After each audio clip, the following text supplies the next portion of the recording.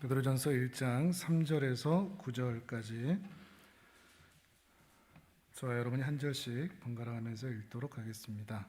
베드로전서 1장 3절에서 9절, 제가 먼저 3절을 읽습니다. 우리 주 예수 그리스도의 아버지 하나님을 찬송하리로다. 그의 많으신 긍휼대로 예수 그리스도를 죽은 자 가운데서 부활하게 하심으로 말미암아 우리를 거듭나게 하사 산 소망이 있게 하시며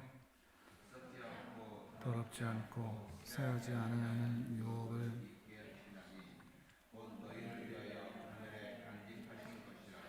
너희는 말세에 나타내기로 예비하신 구원을 얻기 위하여 믿음으로 말미암아 하나님의 능력으로 보호하심을 받았느니라. 그러므로 너희가 이제 여러 가지 시험으로 말미암아 잠깐 근심하게 되지 않을 수 없으나 오히려 크게 기뻐하는도다. 너희 믿음의 확실함은 불로 연단하여도 없어질 금보다 더 귀하여 예수 그리스도께서 나타나실 때에 칭찬과 영광과 존귀를 얻게 할 것이니라. 보지 못하였으나 사랑하는도다. 이제도 보지 못하나 믿고 말할 수 없는 영광스러운 즐거움으로 함께 읽습니다. 믿음의 결국 곧 영혼의 구원을 받음이라. 아멘. 우리 옆에 계신 분들에게 잠시 인사하도록 하겠습니다. 사랑합니다. 축복합니다. 네, 사랑합니다. 축복합니다. 네, 사랑하고 축복합니다. 또 온라인으로 또 몇 분 예배하신지 모르겠지만 또 사랑하고 예배하시는 분들 축복합니다. 또 우리 아이들, 또 우리 초등학생, 중학생 또 우리 같이 또 함께 예배할 수 있어서 감사하고 그 믿음에 하나님께서 은혜 주시기를 또 바랍니다. 우리 구원받은 신자가 정말 당황하는 것은 그런 부분들인 것 같습니다. 우리한테는 분명히 믿음이라는 것이 있고 그 믿음으로 우리는 구원을 받았고 언젠가 저 영광의 나라, 하나님의 나라에 들어갈 것이라는 소망이 분명히 있는데 그 믿음과 소망이 분명히 있는데도 우리 현실은, 우리 오늘은 힘들다는 것입니다. 그게 참 우리를 당황하게 만듭니다. 그래서 이 신앙이 대체 무엇인가라는 생각을 하지 않을 수 없게 만듭니다. 대체 교회 다닌다는 게 뭔가? 신앙이 좋다는 게 뭐고? 내가 하나님 앞에 나와 기도한다는 것이 대체 무엇인가라는 그런 고민을 하게 하는 것이죠. 분명히 믿음도 있고 소망도 있는데 왜 우리의 오늘은 이렇게 힘든가 하는 것 때문입니다. 지난 시간에 우리가 함께 말씀을 나누었던 그 나그네의 삶이 바로 그러하죠. 하나님께 믿음을 약속하고 다짐하고 살았지만 그들의 현실은 나그네였습니다. 그 삶으로 인하여 힘들고 부당한 대우를 당하고 때로는 핍박과 순교도 마다하지 않을 수 없는 그런 상황과 형편으로 밀려내는 그것들을 보면 우리는 좀 헷갈리는 것입니다. 분명히 예수 그리스도를 선택했는데 믿기로 다짐도 하고 강한 확신까지도 갖고 있는데 왜 나그네로 사는가? 왜 순교까지 해야 되는가? 왜 우리의 문제는 좀처럼 해결되지 않는가? 나는 왜 이렇게 힘든가? 나는 왜 계속 아픈가? 나는 왜 이 문제가 한 번 오고 또 오는가? 아무리 기도를 해도 그런 모든 문제들이 나에게서 그쳐지지를 않는 것인가?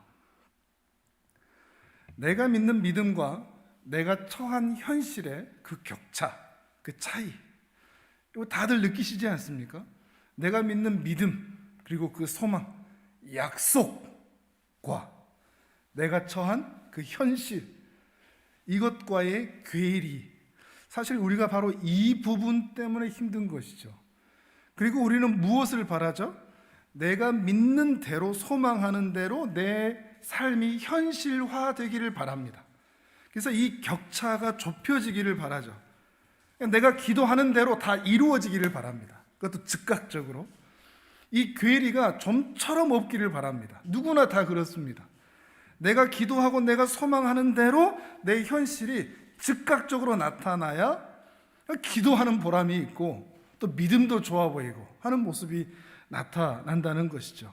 그러나 신앙생활은 그렇지가 않다는 것에 문제가 있습니다. 아무리 열심히 기도를 해도 내 믿음과 상이한 내 삶의 현실은 그대로라는 것 때문이죠. 그리고 바로 여기에 미혹이 있습니다. 이단들이 어떻게 판을 치느냐? 옷을 뜯으시려면 빨리 뜯으세요. 천천히 뜯지 말고 소리만 나지 마. 소리 안 나게. 이단들이 어떻게 미혹하고 어떻게 유혹을 하느냐? 바로 이 부분입니다. 이 믿음과 소망과 그리고 이 현실의 격차를 줄여주겠다는 거죠. 기도하면 병 낫게 해주겠다 이거죠. 그렇지 않습니까? 대부분의 이단들이 그렇지 않습니까? 기도하면 문제가 해결되게 해주겠다. 거기에 혹하는 거죠. 천국 가게 만들어주겠다. 나만 따라오라. 우리 교회만 들어와라. 우리 교단만 들어와라. 우리 총회장만 믿어라. 그러면 14만 4천에 들어간다. 이런 미혹들을 계속 던지는 것이죠. 거기에 핵심은 그것입니다. 믿음과 현실의 격차를 여기로 들어오면 해결된다 하는 것이죠.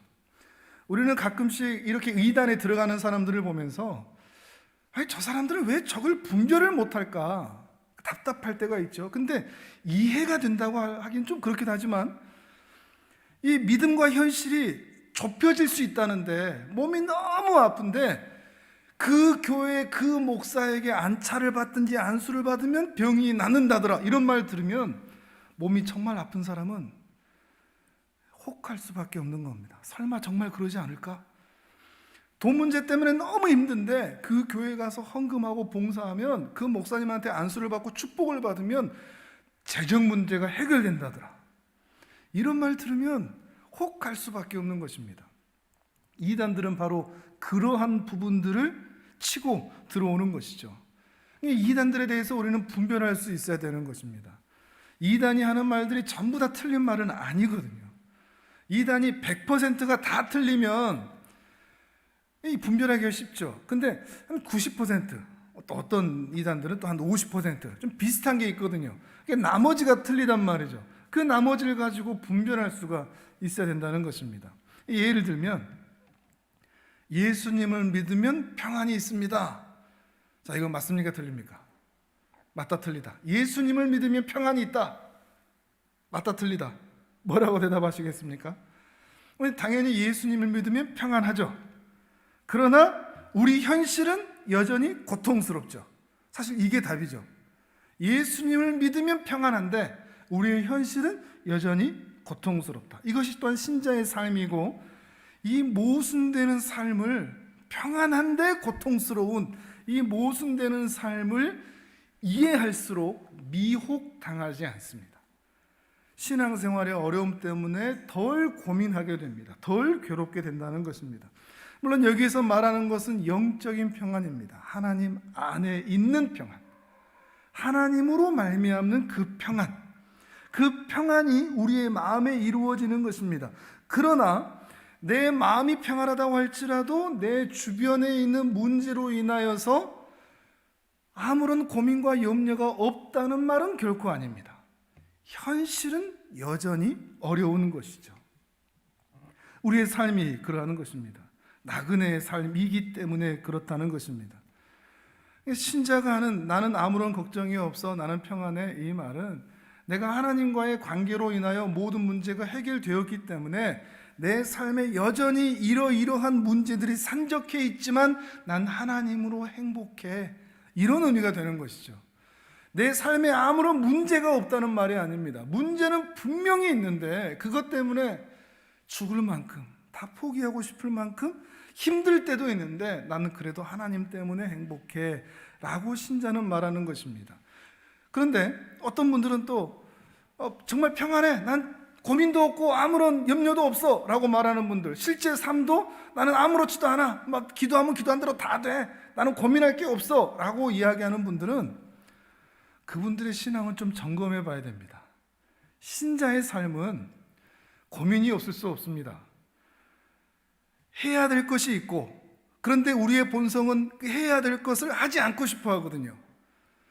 하지 않아야 될 것이 있는데 우리의 본성은 그 하지 않아야 될 것을 하고 싶은 본성이 있거든요. 근데 그 삶의 모든 부분에서 이러한 갈등과 고민들이 없을 수가 없는데 어떻게 내 삶이 아무런 걱정도 염려도 없이 나는 그냥 행복해 라고 말할 수가 있겠습니까? 그럴 수가 없습니다.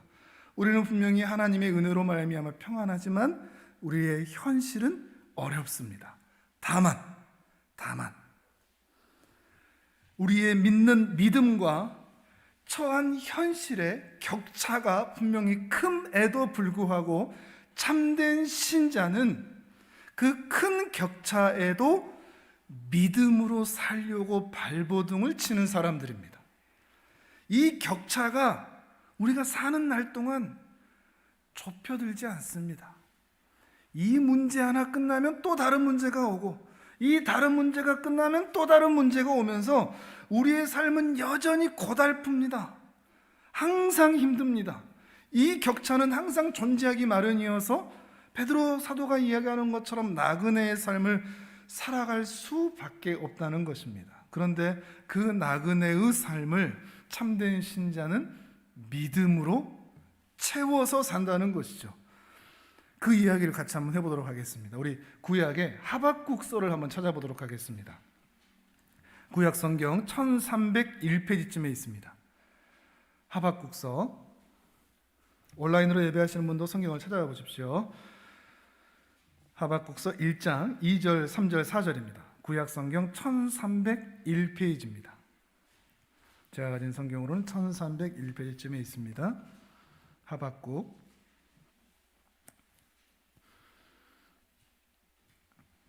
구약 1301페이지쯤에 있습니다. 하박국서 1장 2절, 3절, 4절.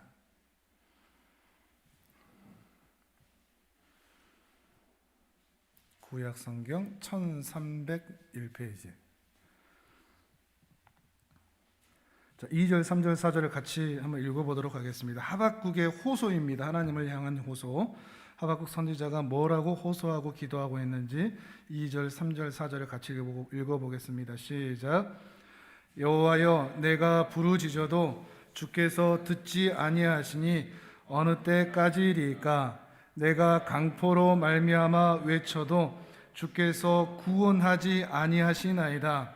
어찌하여 내게 죄악을 보게 하시며 패역을 눈으로 보게 하시나이까? 겁탈과 강포가 내 앞에 있고 변론과 분쟁이 일어났나이다. 이러므로 율법이 해이하고 정의가 전혀 시행되지 못하오니 이는 악인이 의인을 애워쌌으므로 정의가 굽게 행하여 짐이니이다. 아멘. 사실 이게 지금 우리가 이야기하고 있는 이야기들이거든요. 믿음과 현실의 괴리, 차이에서 오는 우리의 기도인 거죠. 지금 하박국도 그런 기도를 하고 있거든요. 하나님이 온 세상의 통치자이고 주인이신데 지금 이 남유다를 보니까 남유다도 분명히 하나님이 다스리지 않습니까? 근데 이 남유다의 이 겁탈, 횡포, 이 불의함, 이거 대체 뭡니까? 왜 이런 일이 생기는 겁니까? 하나님께서 분명히 이 세상을 다스린다고 하셨는데 왜 이런 불의와 불의가 행행한 것을 하나님은 가만두고 고치지를 않으시는 겁니까? 이런 기도를 하고 있는 것입니다.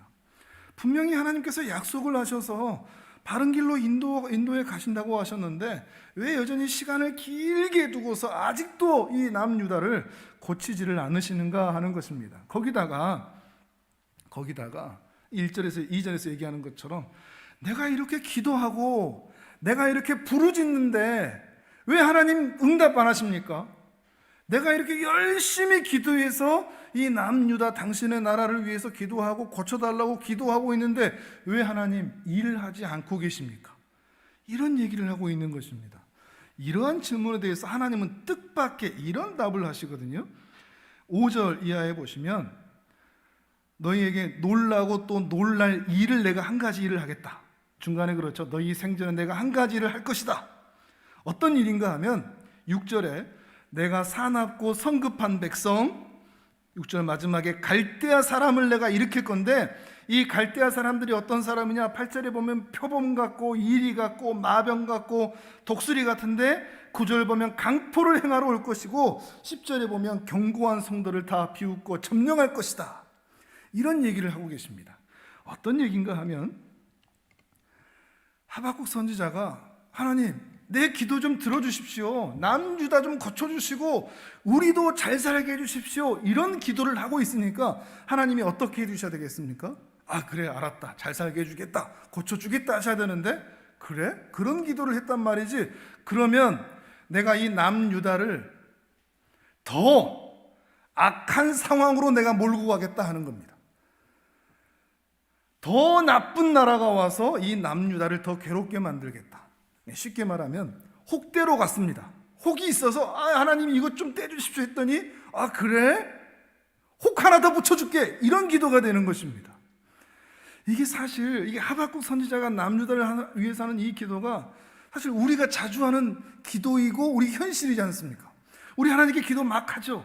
이것 좀 도와주시고 저것 좀 도와주시고 힘들고 어려우니 좀 비나이다 좀 도와주십시오 하는데 하나님은 우리에게 혹을 막 더 붙이십니다. 더 힘들게 만드시는 것 같은 거죠. 이해할 수 없는 겁니다. 지금 하나님이 그렇게 하고 있는 것이니까요. 이 말을 듣고 이 선지자가 깜짝 놀랍니다. 그래서 변론을 하는데 13절을 보면 13절을 같이 읽어볼까요? 1장 13절 같이 읽겠습니다. 시작. 주께서는 눈이 정결하심으로 악을 참아보지 못하시며 폐역을 참아보지 못하시거늘 어찌하여 거짓된 자들을 방관하시며 악인이 자기보다 의로운 사람을 삼키는데도 잠잠하시나이까. 아멘.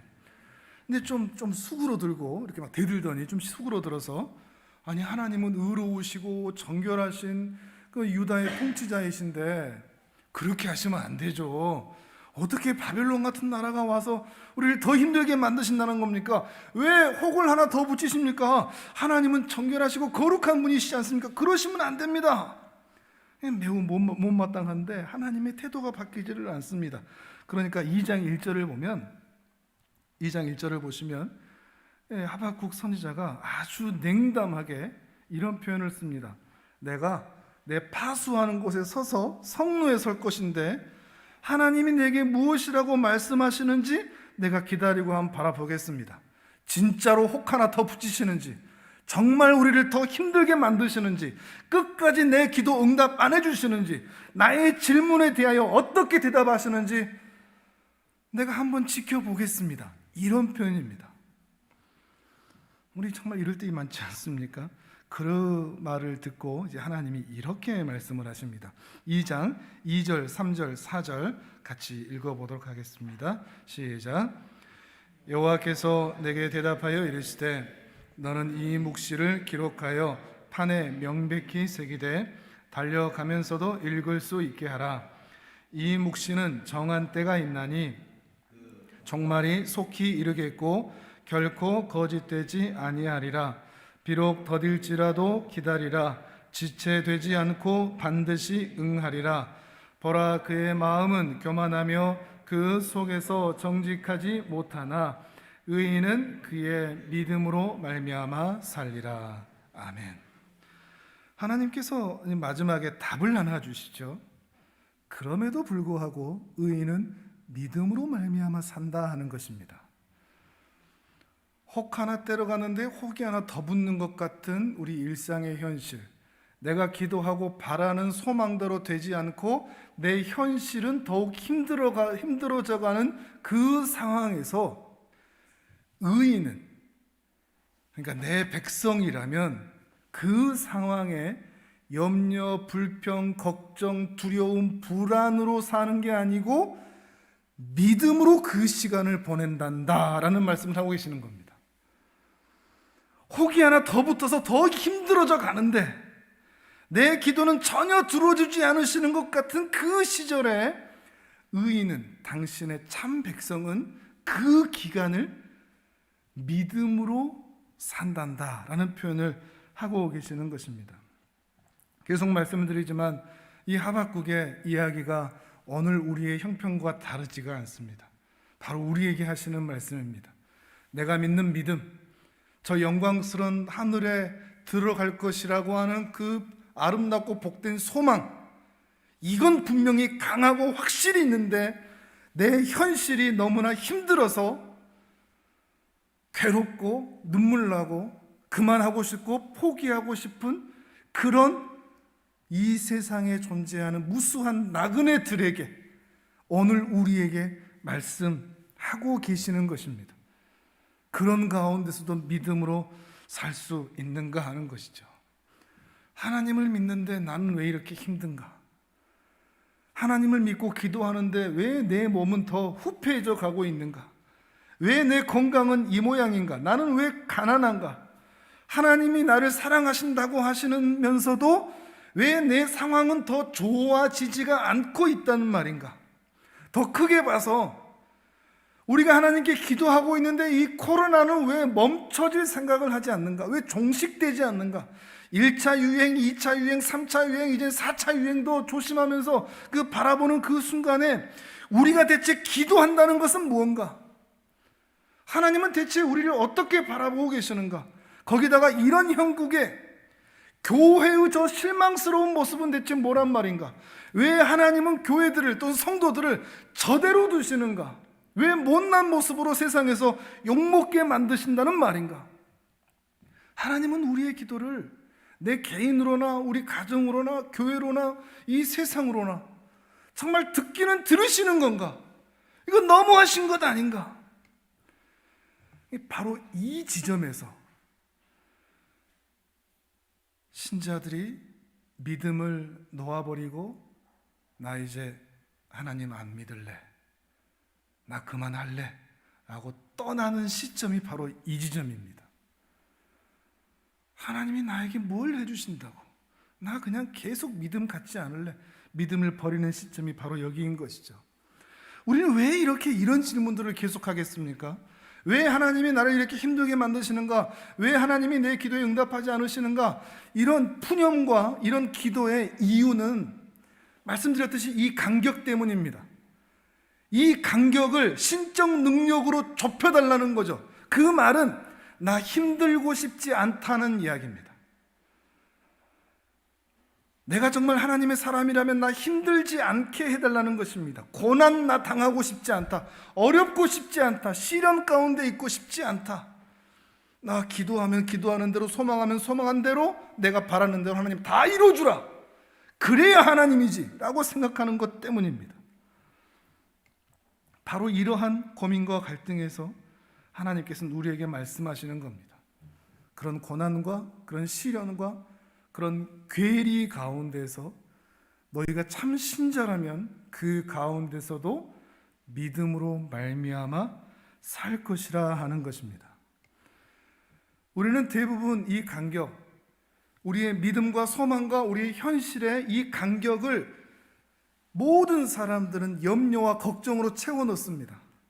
우리는 왜 이럴까? 라는 것 때문에 불안하고 두렵고 눈물로 채워넣습니다. 이 사이를. 근데 하나님은 거기를 뭘로 채워넣기를 바라신다고요? 그 사이를 믿음으로 채워넣기를 바라신다고요. 이 현실과 우리의 믿음의 그 차이를 하나님을 향한 믿음으로 채워넣기를 바라신다는 거죠.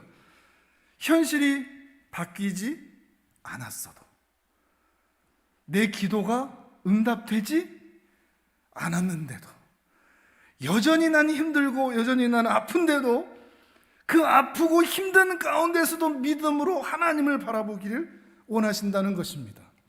우리는 현실이 좋아지기를 바랍니다. 그런 마음으로 하나님을 찾아갑니다. 그런데 하나님은 우리를 찾아올 때 믿음이 좋아지기를 바라시면서 찾아오십니다. 이 차이가 있습니다. 우리는 현실이 좋아지기를 바라고 하나님을 찾는데, 하나님은 그런 현실에서도 우리의 믿음이 좋아지기를 바라시고 우리를 찾아오신다는 말입니다. 이것을 이해하고 그 간격을 믿음으로 채워나가는 일이 매우 중요하다는 것입니다. 또한 이것이 또한 구원의 역사입니다. 이런 간격은, 우리 믿음과 현실의, 이상과 현실의 이 간격은 왜 생겼느냐? 궁극적으로는 다 죄로 말미암은 것입니다. 우리가 왜 힘들죠? 왜 우리가 눈물 흘리죠? 왜 우리가 건강이 안 좋고 돈 문제로 어렵고 자식 문제, 또 사는 문제로 어렵죠? 다 우리의 죄의 결과입니다. 나와 상관없이 이루어진 일은 거의 없습니다. 다 내가 그때 그렇게 했기 때문에 이루어진 결과물 일들이 굉장히 많습니다. 하다못해 코로나도 그렇습니다. 이게 천재가 아니고 인재죠. 사람들이 살아온 것입니다. 지금 이 시대의 기후변화도 그렇습니다. 다 인재입니다. 우리의 죄성으로 말미암은 것입니다. 그 이야기는 우리 인간들 모두가 다 죄를 만들어내고 있는 공장이라는 말입니다. 우리는 계속해서 우리 안에서 죄를 생산해내고 있기 때문에 우리 현실이 갈수록 어려웠던 겁니다. 그런데 우리는 우리의 죄의 문제를 해결하지 않은 채 하늘만 바라보면서 이 문제 좀 해결해 달라고요 라고 얘기했던 것이죠. 그러나 하나님은 이 문제보다도 이 문제를 만들었던 그 원인, 우리의 죄의 문제가 해결되기를 바라시는 겁니다. 그래서 각 사람에게 찾아가시는 겁니다. 그 죄의 문제를 해결하기 위해서 각 심령의 마음에 문을 두들겨 들어가셔서 예수 그리스도를 믿어 그분으로 말미암아 거듭나 새로워진 인생, 그리하여 죄의 문제가 해결되어 구원받은 백성으로 더 이상은 죄를 생산해내지 않는 존재로 변화시키기를 바라시는 것이죠. 그러할 때 우리 안에 믿음이 채워질 수가 있는 것입니다. 죄의 문제가 해결되었으니 말이죠. 근데 안타까운 것은 그렇게 하나님께서 끄집어내셔서 죄로 인하여 생산되는 것들이 사라지기 시작함에도 불구하고 옛날에는 죄를 만들어가던 그 습성들이 여전히 있고 또한 그렇게 살던 모습들이 여전히 남아있어서 내게 갈등으로 와닿습니다. 옛날에는 이렇게 하는 게 죄가 아니었습니다. 예수 믿기 전에는 그렇게 그냥 살았어도 이것이 양심에 찔림이 없었습니다. 그런데 예수 믿고는 이 행동을 할 수가 없습니다. 해야 할 일과 하지 말아야 될 일들이 예수 믿기 전과 믿은 이유가 완전히 달라졌습니다. 그러니 예수 믿은 이후에는 해야 할 일들을 이전에는 할 필요가 없는 일들이었는데 해야 되니까 그것 때문에 번민이 되고, 예수 믿은 이후로는 예전에는 해도 될 일이었는데 예수 믿으니까 하지 않아야 될 일들이 너무나 많아서 그것 때문에 갈등이 되는 것입니다. 그래서 이 마음에 싸움이 생깁니다. 그거 해 말어, 사기쳐 말어, 거짓말해 말어, 술 마셔 말어. 계속해서 이 갈등이 있기 때문에 이 갈등 때문에 고민이 생기는 것입니다. 신자가 되어가는 과정 가운데 이 갈등은 반드시 생깁니다. 나 어떻게 해야 되나? 이 갈등이 싫어서 또한 믿음을 버리고 세상으로 다시 돌아가는 것이죠. 그런데 이 베드로 사도는 뭐라고 얘기하는가 하면, 이 갈등, 여러 가지 시험으로 인하여 생겨나는 이 전쟁, 내 안의 전쟁, 내 뜻대로 하고 싶은 것과 하나님의 뜻대로 하고 싶은 것의 이 전쟁을 가지고, 야, 그 전쟁이 너한테 있어? 그럼 너 지금 신자가 되고 있다는 증거야. 그러니까 기뻐해 라고 말하는 겁니다. 오늘 본문으로 다시 한번 돌아가 보실까요? 베드로전서 1장 쭉 보시면 제가 지금까지 말씀드렸던 것이 이 내용 가운데 있습니다. 3절부터 보시면 우리 주 예수 그리스도의 아버지 하나님을 찬송합니다. 그의 많으신 긍휼대로 예수 그리스도를 죽은 자 가운데서 부활하게 하심으로 말미암아 우리를 거듭나게 하셔서 살아있는 소망이 있게 하셨습니다. 그래서 우리에겐 소망이 있습니다. 어떤 소망이냐? 썩지 않고 더럽지 않고 새하지 않은 유업, 하나님 나라를 있게 하시는 그 소망이 나에게 있습니다.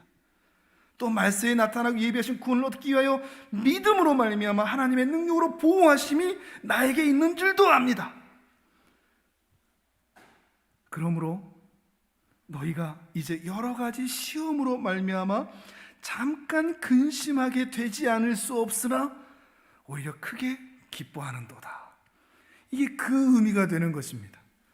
분명 믿음과 소망이 있는데 여러 가지 시험으로 말미암아 나그네로 사는 것에 대한 갈등과 고민과 염려와 전쟁들이 이 안에 있습니다. 그런데 말하는 겁니다. 아, 그래? 그 갈등이 있어?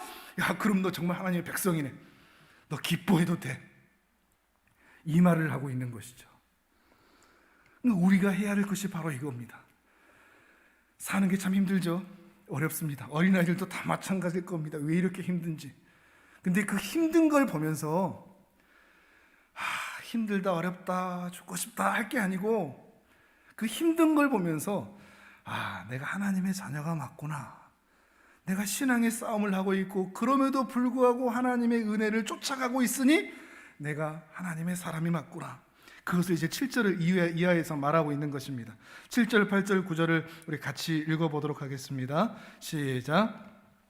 너희 믿음의 확실함은 불로 연단하여도 없어질 금보다 더 귀하여 예수 그리스도께서 나타나실 때에 칭찬과 영광과 존귀를 얻게 할 것이니라. 예수를 너희가 보지 못하였으나 사랑하는도다. 이제도 보지 못하나 믿고 말할 수 없는 영광스러운 즐거움으로 기뻐하니 믿음의 결국 곧 영혼의 구원을 받음이라. 아멘. 아멘. 우리로 하여금 바로 이것을 소망하게 하는 것이죠. 그래서 계속해서 믿음의 싸움을 해 나갈 것을, 그래서 믿음의 경건함으로 우리의 모든 연약함들을 채워나갈 것을 베드로는 말하고 있는 것입니다. 이 싸움이 비록 힘들더라도 계속해서 이 싸움을 해 나가시길 바랍니다. 이 싸움에서 가장 어리석은 자세는 저 이스라엘 백성들처럼 나 다시 애굽으로 돌아갈래입니다. 나 그냥 예수 안 믿고 나 그냥 살래. 이게 가장 어리석은 것입니다. 우리가 바라볼 것은 이 소망과 믿음에 따른 영광스러운 즐거움을 보면서 기뻐하는 것입니다. 고난 가운데 있는데 여전히 문제로 인하여 힘든데 우리는 기뻐할 수 있는 존재인 것입니다. 항상 기뻐하고 쉬지 말고 기도하고 범사에 감사할 수 있는 이 은혜가 예수 그리스도로 인하여 이미 우리에게 주어진 은혜와 복이기 때문에 우리는 이 힘든 상황 가운데서도 믿음으로 반응하여 기뻐할 수가 있는 것이죠. 물론 쉽지는 않습니다. 근데 우리 사랑하는 성도님들에게 이 기쁨이 있으시길 바랍니다. 아픈데, 어려운데 기쁨이 있으시기를 바랍니다.